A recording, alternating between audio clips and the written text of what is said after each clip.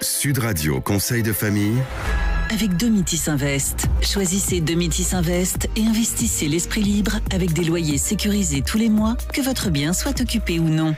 Bonsoir à toutes, bonsoir à tous, bonsoir Stéphane Moller. Bonsoir Olivier. Associé au sein du cabinet VIA. On va répondre ce soir à Isabelle qui nous demande de lui expliquer, on l'avait déjà abordé, mais tout de même, pourquoi l'immobilier locatif est un pilier si important de la gestion de patrimoine, Stéphane. Eh bien, pour répondre à cette question, nous devons laisser de côté la réflexion concernant l'acquisition d'une résidence principale et nous focaliser sur l'immobilier locatif. D'un point de vue patrimonial, justement, quel est l'intérêt d'acheter de l'immobilier locatif ? Eh bien, il y a deux raisons essentielles pour lesquelles il est intéressant d'acheter de l'immobilier d'un point de vue patrimonial. L'une est assez intuitive. L'immobilier est une bonne source de rendement au travers des loyers perçus, mais aussi la possible réévaluation du bien dans le temps.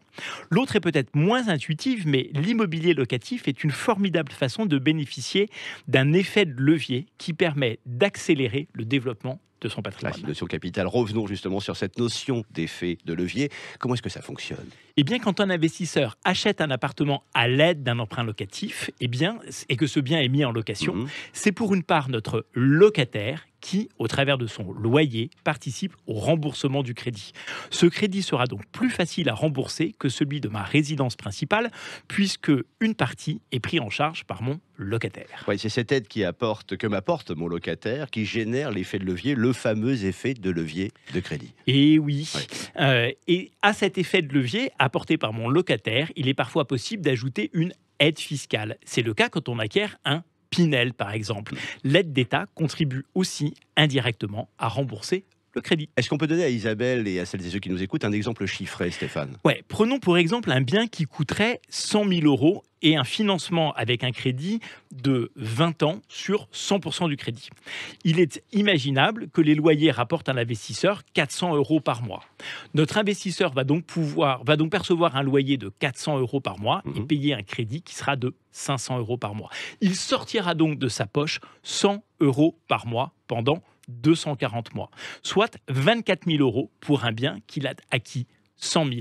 C'est un bel effet de levier. Et pour le moins, ça ne s'applique qu'à l'immobilier, Stéphane ? Oui, en effet, l'immobilier est le seul actif que l'on peut acheter à crédit et dont les revenus permettent de rembourser une partie du crédit. Que faut-il acheter comme bien immobilier pour développer justement son patrimoine ? Eh bien, en France, il y a des dizaines de façons d'acheter de l'immobilier. On l'a déjà dit, nu, ancien, meublé, en SCPI, démembré, en viager, en direct, en société.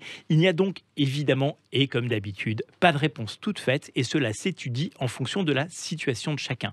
C'est d'ailleurs un peu le rôle du gestionnaire de patrimoine. Je ne peux que vous inviter à vous replonger dans des chroniques précédentes. On a déjà abordé à de moultes reprises ces thèmes. Autant de pistes, évidemment, pour qui souhaite investir et développer, faire fructifier son patrimoine. Un grand merci, Isabelle, pour cette bonne question. Cette chronique, vous la retrouvez en podcast, sudradio.fr. Et nous, on se retrouve demain. À demain, Olivier. C'était Sud Radio Conseil de famille. Avec Domitis Invest. Choisissez Domitis Invest et investissez l'esprit libre avec des loyers sécurisés tous les mois, que votre bien soit occupé ou non.